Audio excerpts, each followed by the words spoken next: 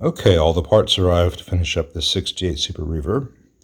In the first video, we discussed the AC wiring and the changes to the screen grid resistors while keeping the original ones intact for returning with the amp. And in the third video, I showed changing these plate resistors in the phase inverter, the 82K of which measured 160K, and how to recreate the factory solder joints. Now, changing these cathode bypass caps is very similar to changing those resistors. And I've already done all the others. I wanted to show this one on the video because there's one very critical thing to keep in mind, and I'll show that. In a moment, I'll get this old solder out, just like I showed on the other one. But the thing to remember on these old fenders is that this wire right here, going from this eyelet to the brass control panel where it is soldered in place, is actually the negative lead of this resistor. So it is impossible to keep this lead as long as it was from the factory and have a good connection, because I want this to still have a very good strong mechanical connection so that this does not come out of the solder joint from vibration or just stress. So let me get some of that excess solder out of the way. Then, with the solder flowing, I want to bend this back on itself so that the lead is crimped over the eyelet. And then I will cut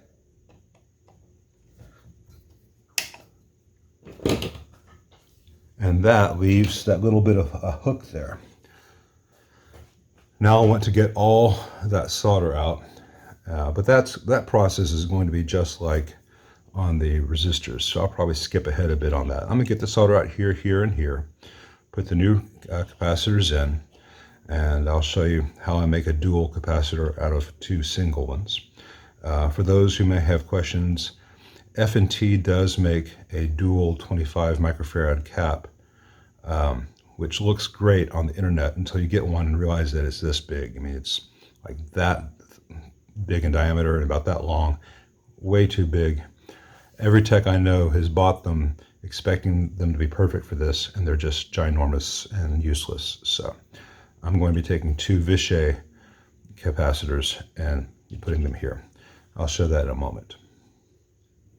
All right, I've got the two caps with their leads neatly twisted together and soldered, and then just one lead. This is on the negative side of the two caps going into the eyelet. This eyelet has three resistors. The old negative lead of the old capacitor, which goes to the chassis, and then the new negative lead from this. And there's just barely room for those 5 wires to go in this one eyelet. If I were to have these two capacitors separated, two individual capacitors, I'd be trying to fit 6 wires in that eyelet, and it never quite works. And what people do is they just end up tamping everything down into a big blob of solder, and it's not secure. I'm showing this before new solder is added. I'm going to get in there with the little screwdriver and get that little bit of corrosion and gunk off the eyelet first, and then solder this. All right, everything neatly done. And no real strain, though there's no excess. And yeah, these little Vichys don't look like the originals, but they're better quality capacitors. And each one, let me focus this differently.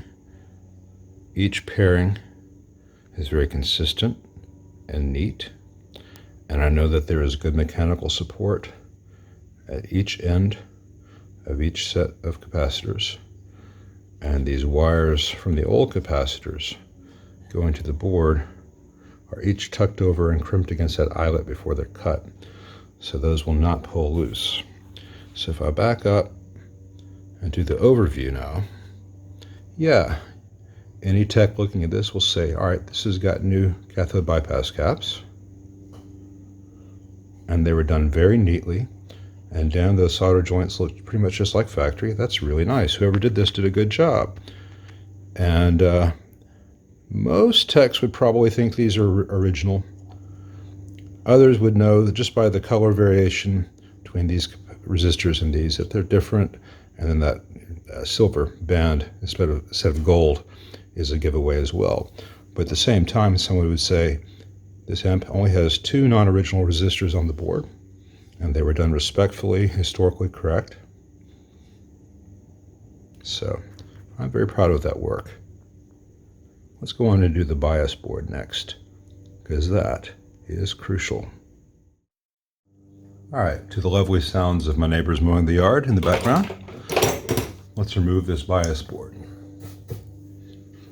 So let's disconnect this wire, which is the raw bias, which is going to the tremolo section. Vibrato, sorry Leo. This helps it start and start.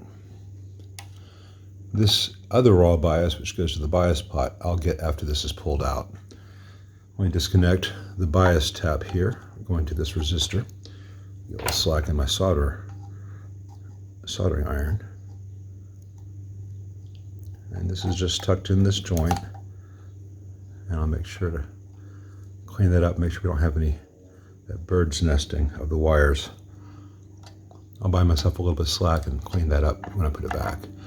And then on this capacitor, again, the original lead, which in this case is the positive lead, is actually going to this connection here on the chassis. So again, I will need to cut this.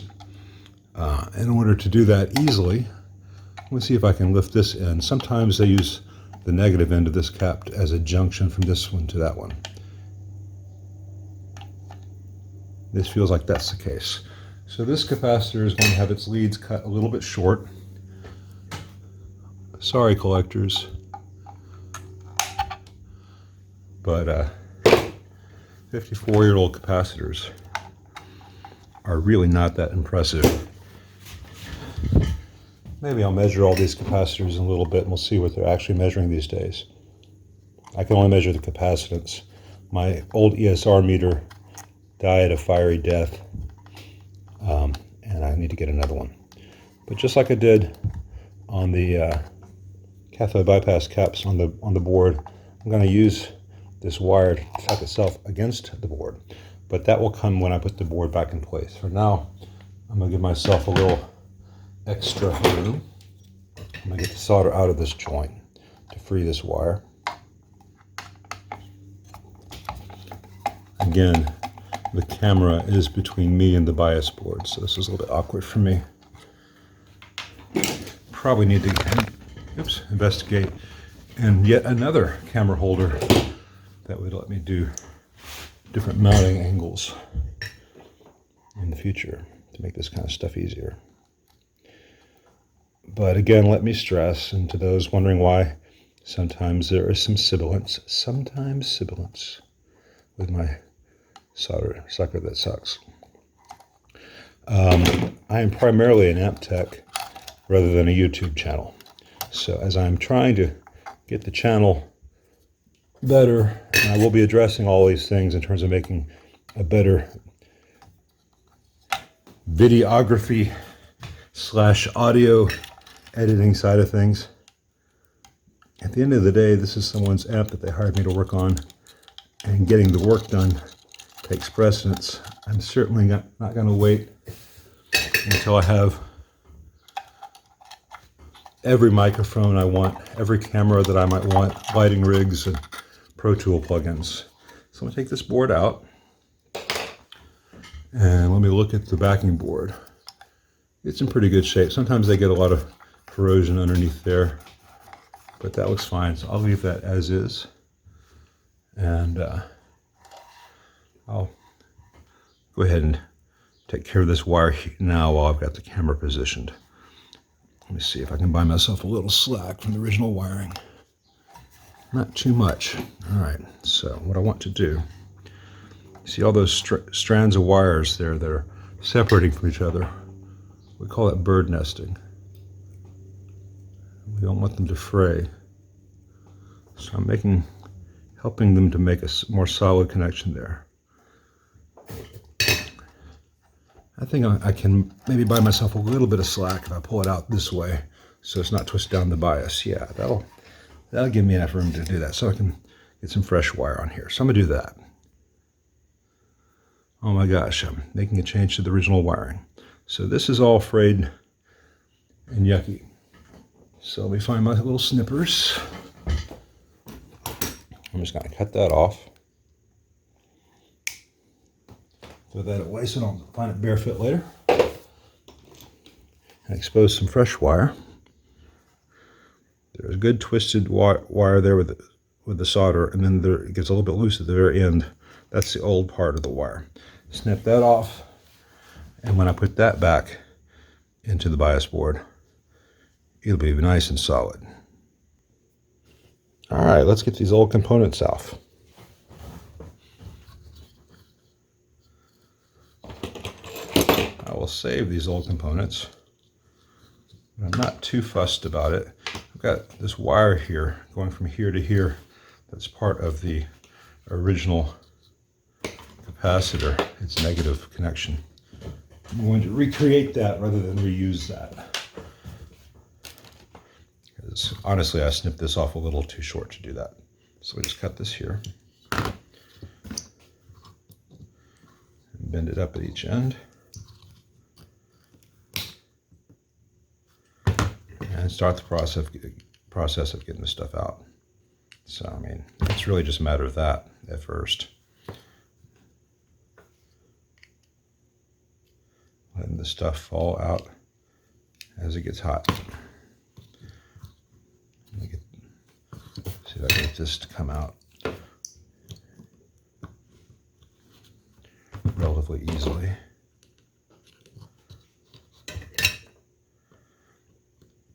This is the stuff we're maintaining things as much as possible for collector's value.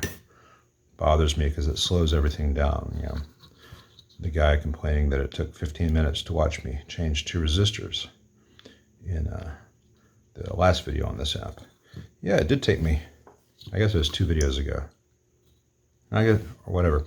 It does take a while to change 2 resistors sometimes on these amps when you want to preserve the old parts just because collectors are finicky, and you want to put the new parts in just so. It is not always fast work. If I could cut these things, I could work much faster, but I'm trying not to cut anything. See, that's help that out a little bit.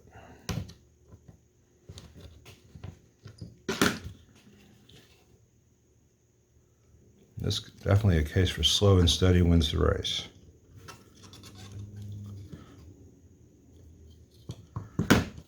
And as far as the removal, does not make the amp, going slowly, does not make the amp sound any better.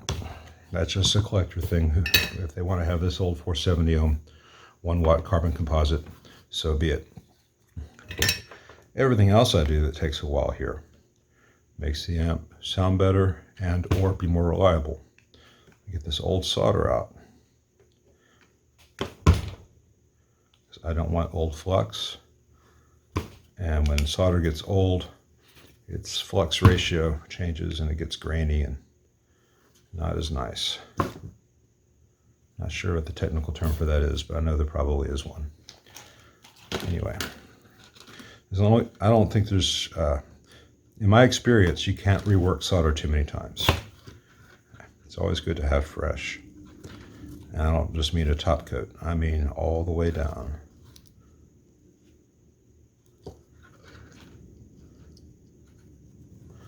And you'll see the same thing when I get to the filter caps board in the doghouse. I like to get all the old solder out and all the old flux off. That flux can make boards conductive, or it can get between 2 pieces of metal that you want to have a really good electrical connection. So, all right, all the old solder's off pretty much. I may do a little bit more once I get this flux off. So, as I've mentioned before, it doesn't take a lot of pressure. I'm not scratching the board with this little flathead screwdriver.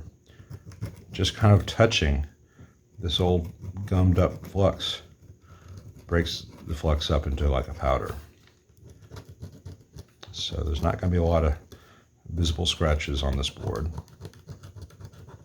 I could do this with my fingernail as opposed to this, except that my fingernail would be dirty.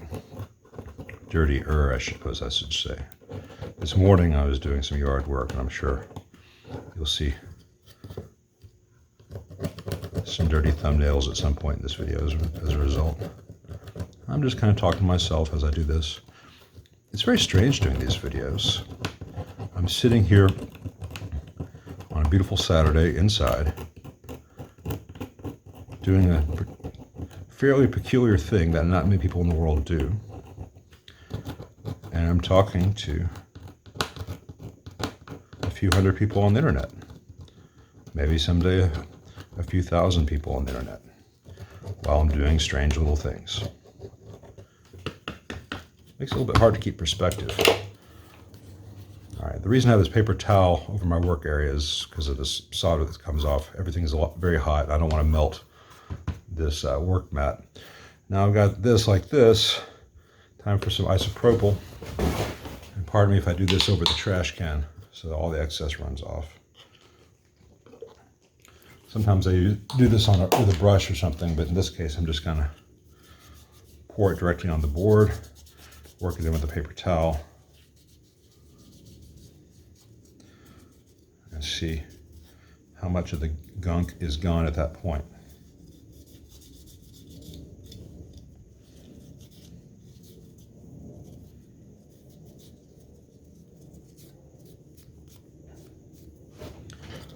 All right, looking at it now, I can see there's some remaining flux stuff here and here.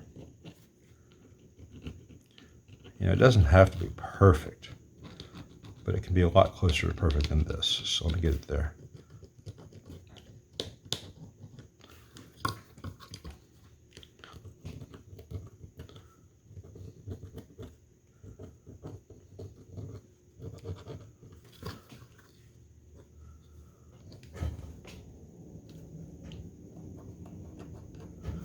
All right, a little more ISO, not much.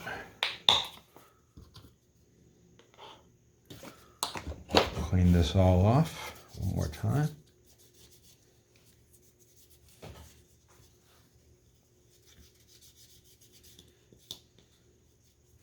I'd like to thank you for watching videos like this because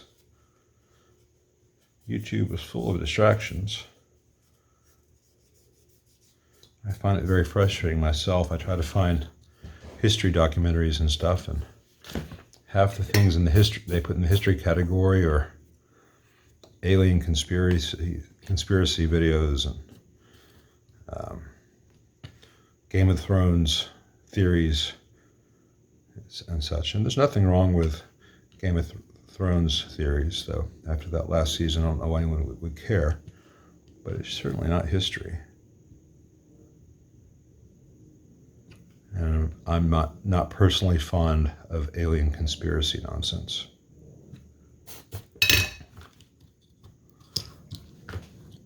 Certainly not when I'm trying to find documentaries on the Precambrian era or the 100 Years' War or things which I find interesting. Seriously, if you haven't, check out the Cambrian explosion. It's and then the Cambrian extinction. Fascinating stuff.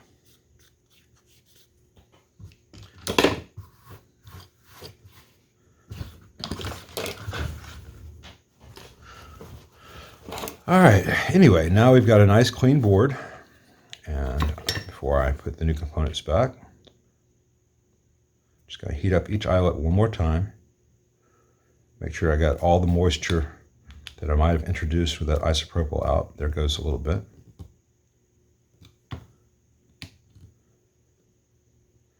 And when I'm done with this, this board is essentially back to being brand new.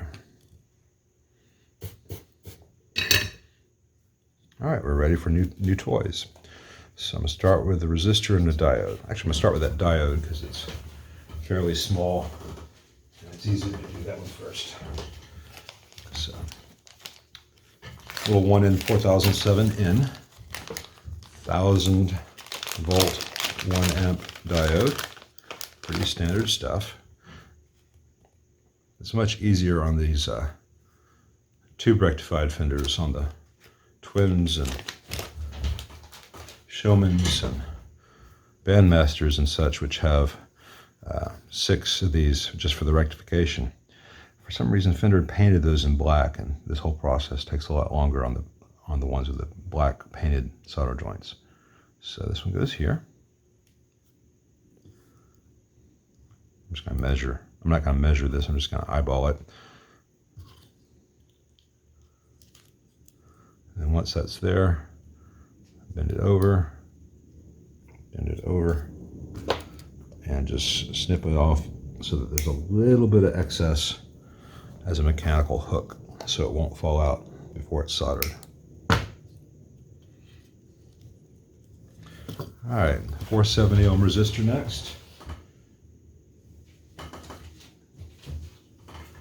Instead of using a great big carbon composite 1 watt, which is what Fender used, which is kind of a horrible resistor for anything in a power supply, I'm using this smaller 2 watt metal film Vichy, which will be a bit of overkill without being a honking huge thing. And again, those little mechanical hooks. That just kind of reinforces the job the solder does. Now a bit of bus wire for this junction here. I'll just use some 22 gauge. That's more than enough for the bias supply. It has almost no current whatsoever, but what current it does have is crucial to the amp. And this one I do from below, like the original. Not sure what year Fender switched from doing all these on the bottom to the top. Sometime in the early 70s. I've not pinpointed it. It looks a lot prettier when done from the bottom.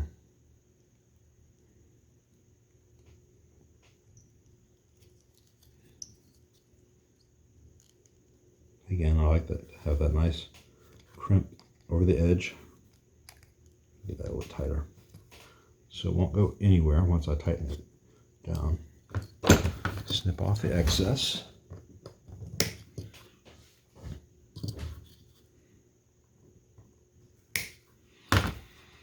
All right, now let's do the capacitor rather. Got a nice Vichy 47 microfarad 100 volt cap here. Straighten the leads. I like to have the value face up, so anyone looking at this will know what it is. And just eyeballing it about like that. Ought to do just fine. Positive to ground on a bias cap. And again, just bending those leads over for additional support. Now on a larger capacitor, as in the filter board, I'll put some silicone underneath it. This thing is just on the verge of where I would think it would be necessary, but it's not necessary here. And it makes changing this out for the next guy a little bit easier. On that note, I want these little hooks here, but I want them pretty much as short as possible. Won't pull out right now, but you know, you get in here with this, with that solder heated, it will pull out for the next guy. So they won't have to take it all the way apart. If everything else is good, they just need to change this cap. I was changing everything, so I needed to take everything out. So at this point, I can apply solder to every joint but this one. And I'm not going to apply any solder to this one yet either, because I'm going to take that bias wire and go to here. So on these, I'll do it from the rear at first, like they did at the factory.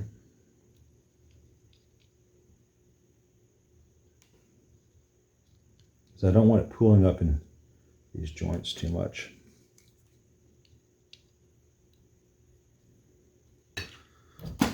All right. One of the reasons I did that solder from here as opposed to here is to keep any flux off this. Not much was added there, so I'm not going to worry about the rear of it. This bias board is good and ready to go back inside. Okay, let's put this board back. Move this backer board back where it goes. Sorry about that.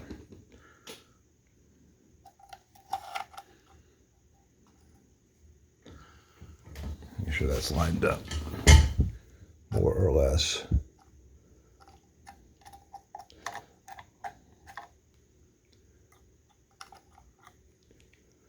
It's always fun to get these things to line up.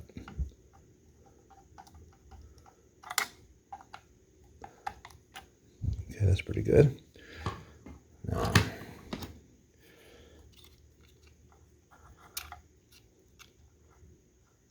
this one was here. And then, where are my pliers? Then in here. And the reason that this wire, which goes to the bias pot, is much more secure than that other raw bias wire is that if the other raw bias wire were to come loose, the tremolo would just be very slow to start it up again. If the wire to the bias pot were to become disconnected,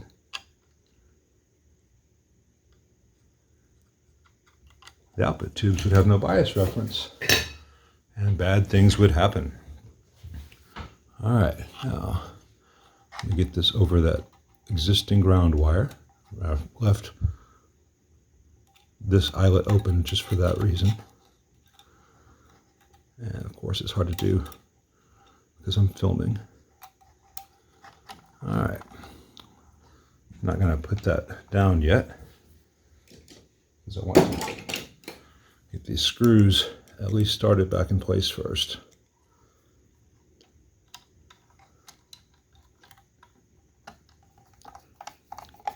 Because I had the bottom board positioned correctly as far as the existing holes go. So at least let me get these at least started right.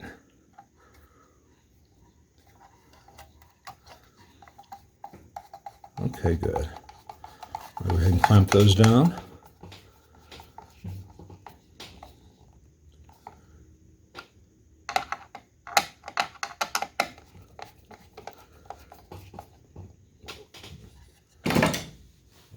Pliers went here.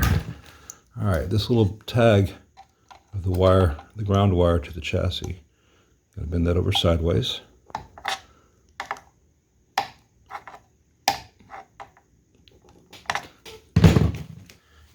Apply some solder there.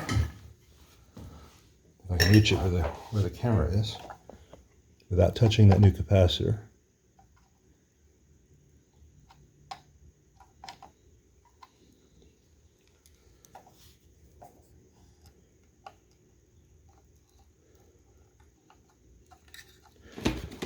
Tuck this one in place.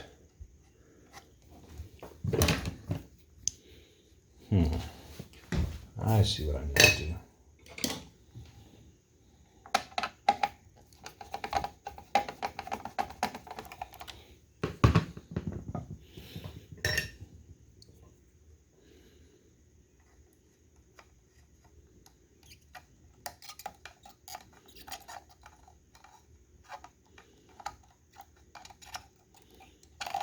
Come on. I can't do this with the camera here. So let me pause this and move it. Okay, sorry about that. But like I said, sometimes the filming gets in the way of the working. Got a little excess flux there. I'll clean off just for make it pretty. But that is all back. I've got the heater, not the heater, the bias secondary tap resoldered neatly there. Good solder joints there. The bias is very secure. That solder joint looks ugly on camera. It's because it's reflecting weirdly. See? It doesn't like to focus on shiny things. It's actually fine to the eye. And that one's good too.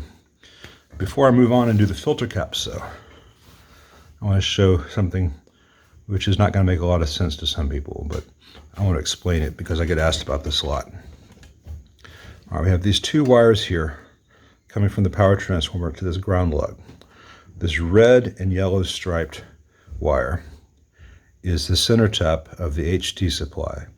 And if that is not grounded, no voltage flows, B plus voltage will be generated. The high tension AC secondary will not conduct.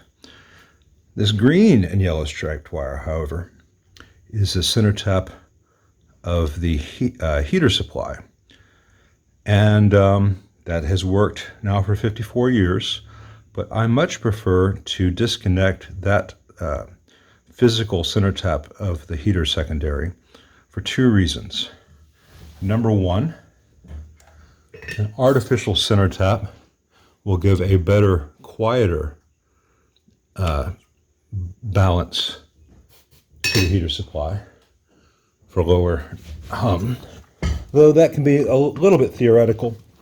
The center tap wire, the physical center tap, is usually fine for that, but not always. But more importantly, if there were to be a heater to plate short in this amp, which is never an impossibility in a Fender,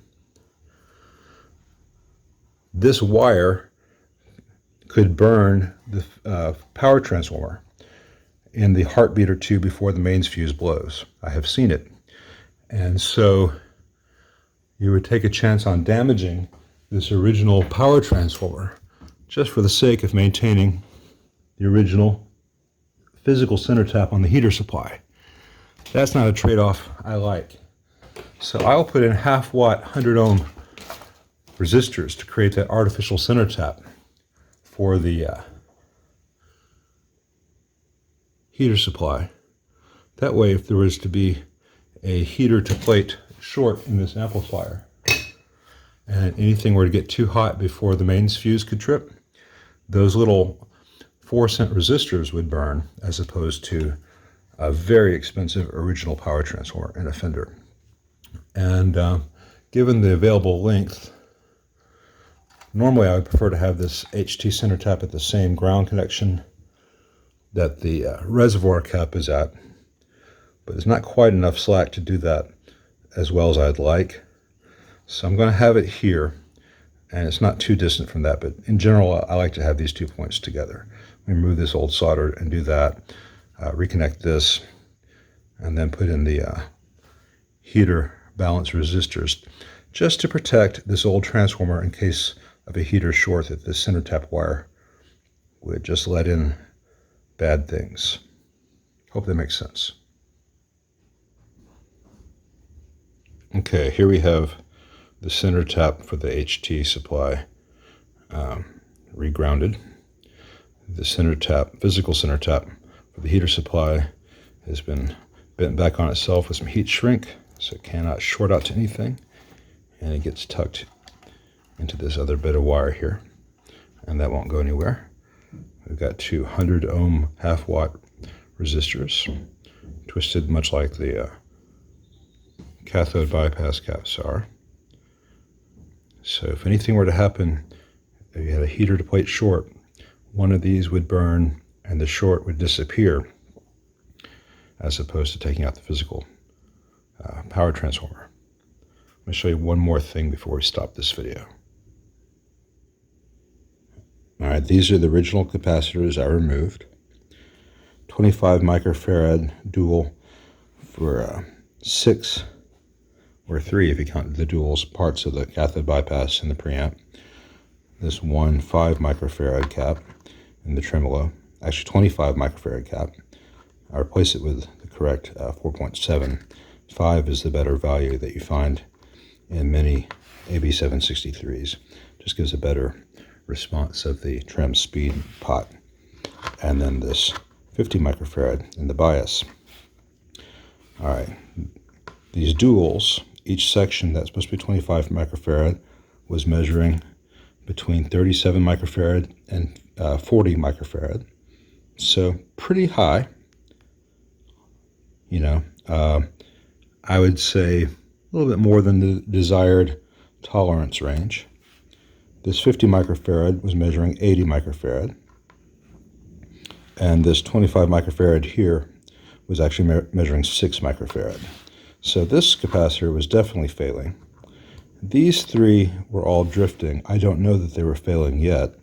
As I said, my ESR meter died, and I'm waiting another one to arrive. But in my experience, any capacitor, special electrolytic capacitor specifically, this old, even if it's not dying or failing, it is not sounding its best. So this amplifier will sound fantastic. But before we get to that, I need to change out all the filter caps, and that will be in the next video.